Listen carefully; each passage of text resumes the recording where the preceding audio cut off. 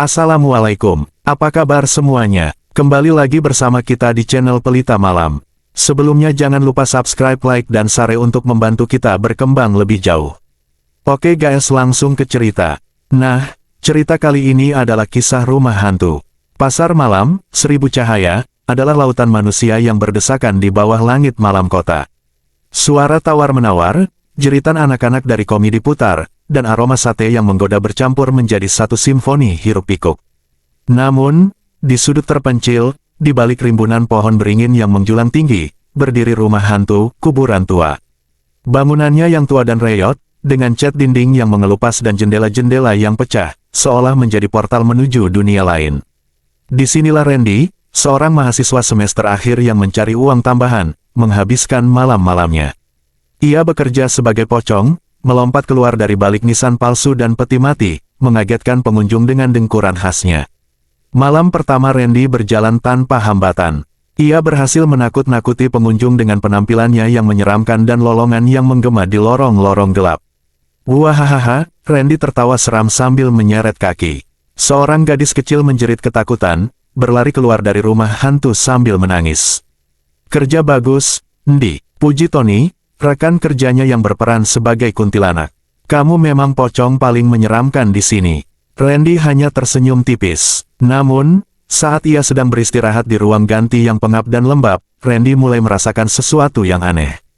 Bau kemenyan yang samar-samar tercium di udara. Awalnya, ia mengira itu hanya sisa dupa yang digunakan untuk menciptakan suasana mistis di rumah hantu. Tapi, semakin lama, bau itu semakin kuat, seolah berasal dari sumber yang tak terlihat. Randy mencoba mengabaikannya, namun bau kemenyan itu terus mengganggu indera penciumannya. Ia merasa mual dan pusing, seolah ada kekuatan gaib yang mencoba merasuki dirinya. Randy berusaha menenangkan diri, namun ia tidak bisa menghilangkan perasaan tidak nyaman yang semakin mencengkeramnya. "Ton, kamu mencium bau kemenyan tidak?" tanya Randy. "Kemenyan? Tidak tuh, mungkin hanya sisa dupa dari tadi pagi," jawab Tony sambil merapikan rambut palsunya yang panjang. Namun, Randy tidak yakin. Bau kemenyan itu semakin kuat, seolah berasal dari sumber yang tak terlihat. Ia merasa mual dan pusing, seolah ada kekuatan gaib yang mencoba merasuki dirinya. Kemudian, di tengah keheningan malam, Randy mendengar suara lonceng yang sayup-sayup. Dentangannya lambat dan menyeramkan, seolah memanggil arwah dari alam kubur. Randy terperanjat, ia mencari sumber suara itu, namun ia tidak menemukan apapun. Suara lonceng itu terus bergema, semakin lama semakin jelas, seolah mendekat ke arahnya. "Tony, kamu dengar itu tidak?" tanya Randy dengan suara bergetar. Tony menghentikan kegiatannya, ia mendengarkan dengan seksama. "Suara apa? Aku tidak dengar apa-apa," jawabnya dengan heran. Randy mulai merasa ketakutan. Ia merasa ada sesuatu yang jahat mengintainya dari balik bayang-bayang. Ia ingin segera keluar dari rumah hantu itu, namun ia teringat akan tanggung jawabnya sebagai pegawai.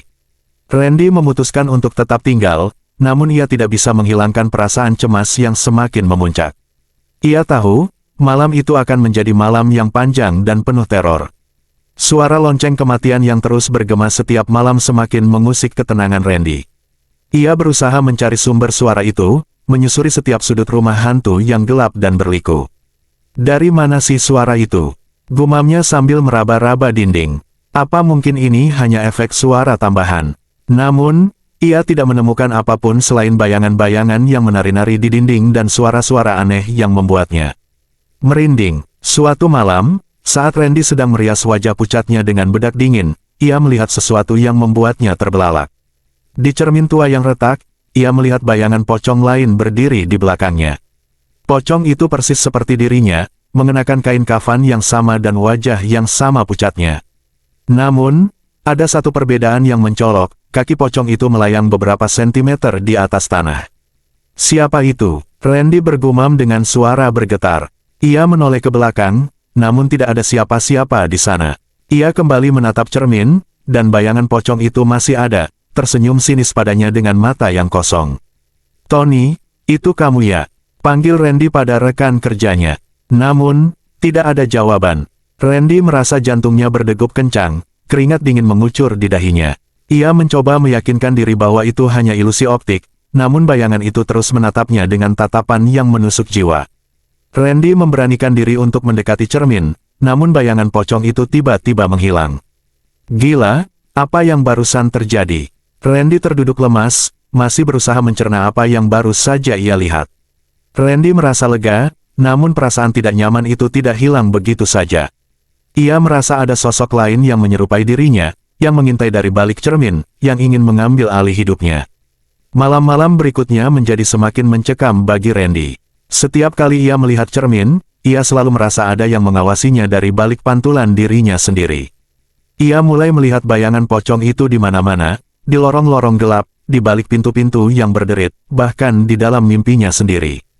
Teror itu tidak hanya terjadi di depan cermin. Randy mulai merasakan kehadiran pocong kembarannya di sekitarnya. Kain kafan yang ia kenakan tiba-tiba terasa berat, seolah ada yang menariknya dari bawah. Ia sering mendengar suara dengkuran pocong di telinganya, meskipun tidak ada siapa-siapa di sekitarnya. Randy merasa ia sedang diikuti, dihantui oleh sosok yang seharusnya tidak ada. Aku harus keluar dari sini, gumam Randy pada dirinya sendiri. Aku tidak tahan lagi. Randy tidak tahu apa yang harus ia lakukan. Ia merasa terjebak dalam mimpi buruk yang tidak berujung. Namun, ia teringat akan tanggung jawabnya sebagai pegawai dan uang yang ia butuhkan. Randy memutuskan untuk bertahan, namun ia tahu ia harus mencari cara untuk menghadapi teror pocong kembarannya sebelum ia kehilangan kewarasannya. Teror pocong kembaran belum juga mereda, malah semakin menjadi-jadi. Randy terus merasakan kehadiran sosok lain yang menyerupai dirinya, yang terus mengintai dan mengganggunya. Kenapa ini tidak berhenti? Keluh Randy sambil menatap bayangannya di cermin. Apa salahku? Namun, teror itu tidak hanya datang dari pocong kembarannya. Suatu malam, saat Randy sedang merapikan kain kafannya di ruang ganti, ia merasakan sesuatu yang aneh di kepalanya. Rambutnya yang pendek tiba-tiba terasa panjang dan berat, seolah ada yang menariknya dari atas. Randy berusaha melepaskan rambut itu, namun semakin ia berusaha, semakin kuat tarikannya.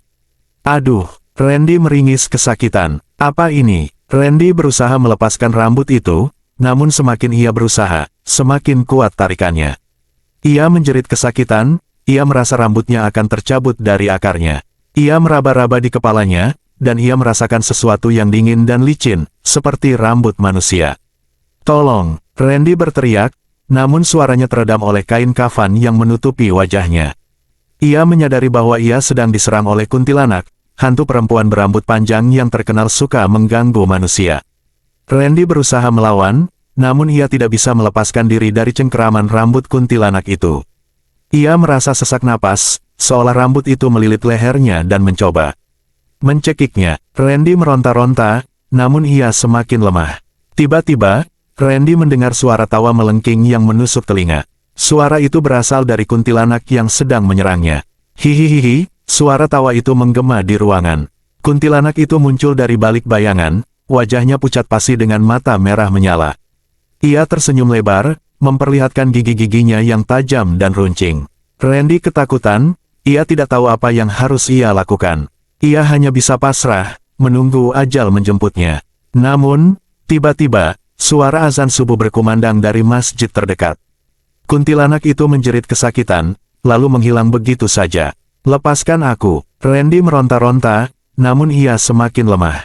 Tiba-tiba, Randy mendengar suara tawa melengking yang menusuk telinga. Randy terengah-engah, ia merasa seperti baru saja lolos dari maut. Rambutnya kembali normal, namun rasa takutnya tidak hilang begitu saja. Ia menyadari bahwa ia tidak hanya dihantui oleh pocong kembarannya, tapi juga oleh kuntilanak yang mengerikan.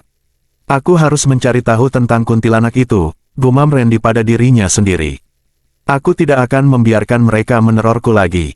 Malam ini beda, Ndi. Aku merinding terus dari tadi, bisik Tony, kuntilanak palsu, sambil merapatkan selendangnya. Randy mengangguk, merasakan hawa dingin yang menusuk tulang.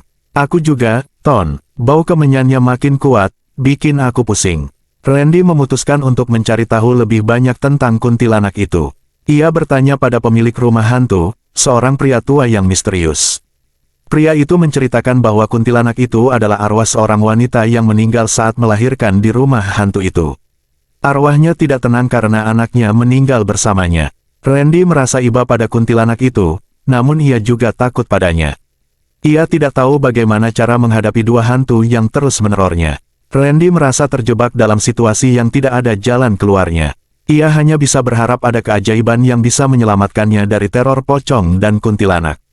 Malam Jumat Kliwon tiba, malam yang dianggap keramat oleh sebagian masyarakat. Udara terasa lebih dingin dan mencekam, seolah alam semesta sedang bersiap untuk sesuatu yang buruk. Bagi Randy, malam ini adalah puncak dari semua teror yang ia alami selama bekerja di rumah hantu, kuburan tua.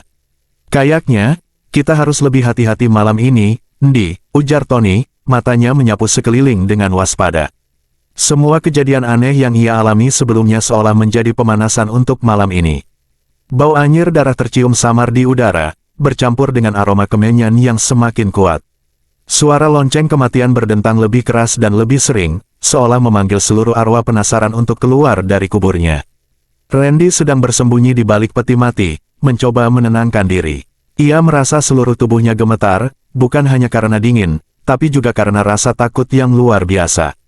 Ia tahu, malam ini ia akan berhadapan dengan teror yang sesungguhnya.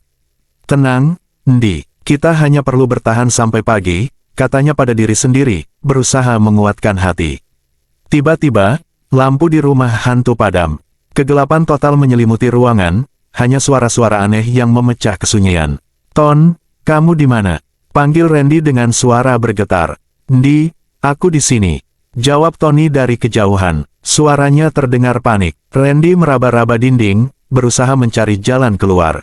Namun, ia tersesat di labirin lorong yang berliku-liku. Di tengah kegelapan, Randy melihat dua sosok yang membuatnya merinding. Pocong kembarannya berdiri di samping kuntilanak berambut panjang. Keduanya menatap Randy dengan tatapan kosong yang menakutkan. Tidak mungkin. Randy mundur perlahan, tubuhnya membentur dinding. Randy merasa ada energi negatif yang sangat kuat di sekitarnya, seolah ia sedang berada di pusat pusaran kekuatan jahat. Pocong kembarannya mulai mendekat, langkahnya pelan tapi pasti. Kain kafannya yang kotor terseret di lantai, menimbulkan suara gesekan yang membuat bulu kuduk Randy berdiri. Kuntilanak itu juga ikut mendekat, rambutnya yang panjang menjuntai ke tanah, menutupi wajahnya yang pucat. Jangan mendekat, teriak Randy, suaranya bergetar. Namun, kedua hantu itu tidak menghiraukannya. Mereka terus mendekat, semakin dekat, sampai Randy bisa merasakan hembusan napas dingin mereka di wajahnya. Randy terpojok, ia tidak bisa melarikan diri. Ia hanya bisa pasrah, menunggu apa yang akan dilakukan oleh dua hantu itu. Pocong kembarannya tiba-tiba melompat ke arah Randy, mencengkeram lehernya dengan tangannya yang dingin. Randy berusaha melawan, namun ia tidak bisa bernapas. Tolong, jerit Randy putus asa. Sementara itu, kuntilanak itu mulai menari-nari di sekitar Randy, rambutnya yang panjang menyapu wajah Randy. Randy merasa seperti tercekik oleh rambut itu. Ia berusaha berteriak, namun suaranya tidak keluar. Lari, Ndi, lari, teriak Tony, suaranya bercampur dengan jeritan ketakutan. Randy merasa hidupnya akan berakhir di malam Jumat Kliwon yang mencekam ini. Ia memejamkan mata, pasrah pada takdirnya. Namun, tiba-tiba, ia mendengar suara kokok ayam jantan dari kejauhan. Randy tersentak dari ketakutannya. Ia melihat cahaya matahari mulai menembus jendela-jendela rumah hantu. Pocong kembaran dan kuntilanak itu menjerit kesakitan, lalu menghilang begitu saja, seolah terbakar oleh sinar mentari pagi. Randy terjatuh lemas, ia merasa seperti baru saja kembali dari alam kematian. Ton, ayo kita keluar dari sini. Randy meraih tangan Tony, menariknya keluar dari rumah hantu yang mencekam itu. Mereka berlari sekuat tenaga, meninggalkan rumah hantu, kuburan tua, yang menjadi sumber mimpi buruk mereka. Napas mereka tersengal-sengal, jantung mereka berdebar kencang, dan keringat dingin membasahi seluruh tubuh mereka. Randy tahu, ia tidak akan pernah melupakan malam Jumat Kliwon yang mengerikan itu. Kita selamat, Ndi, seru Tony sambil terengah-engah. Syukurlah, balas Randy, masih berusaha mengatur napasnya. Aku tidak mau kembali ke tempat itu lagi. Mereka berlari melewati lautan manusia yang masih menikmati keramaian pasar malam. Beberapa orang menatap mereka dengan heran, namun Randy dan Tony yang masih memakai kostum pocong dan kuntilanak tidak peduli, yang terpenting baginya saat ini adalah menjauh dari tempat itu sejauh mungkin. Mereka terus berlari, tidak berhenti sampai mereka tiba di halte bus yang sepi. Mereka duduk di bangku halte, berusaha menenangkan diri. Kita harus berhenti kerja di sini, Ton, kata Randy sambil duduk di bangku halte. Aku tidak tahan lagi. Tony mengangguk setuju. Aku juga. Ini sudah di luar batas kewajaran.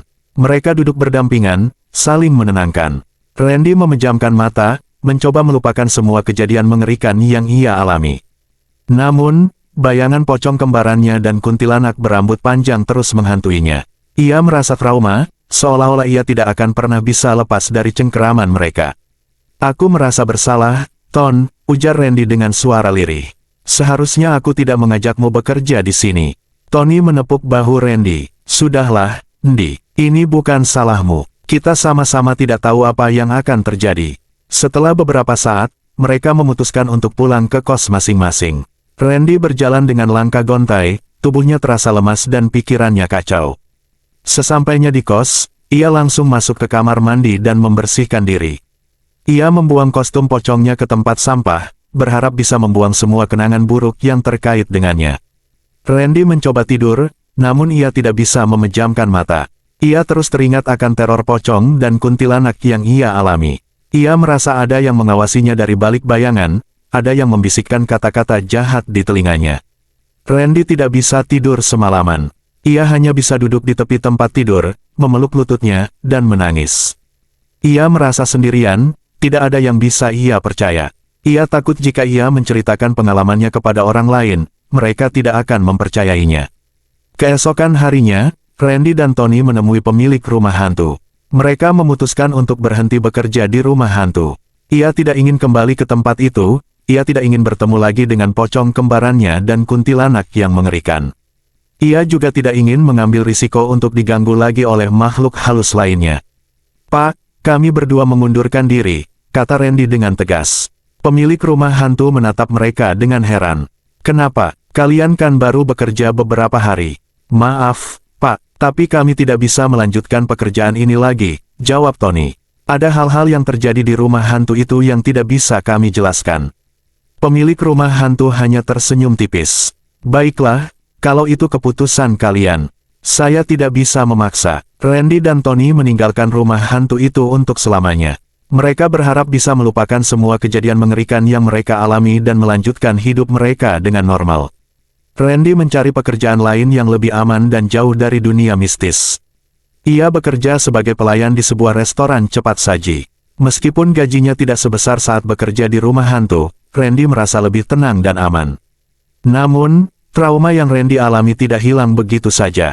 Ia masih sering terbangun di tengah malam karena mimpi buruk. Ia masih takut melihat cermin, takut mendengar suara lonceng, dan takut berada di tempat gelap. Randy menyadari bahwa pengalamannya di rumah hantu, kuburan tua, telah meninggalkan luka yang dalam di jiwanya. Ia berharap suatu hari nanti ia bisa melupakan semua kejadian mengerikan itu dan melanjutkan hidupnya dengan normal. Namun, ia tahu, trauma itu akan selalu menjadi bagian dari dirinya, menjadi pengingat akan malam Jumat Kliwon yang mencekam itu. Tamat. Oke guys, sekian cerita dari kami. Kita kembali esok hari di jam yang sama ya. See you.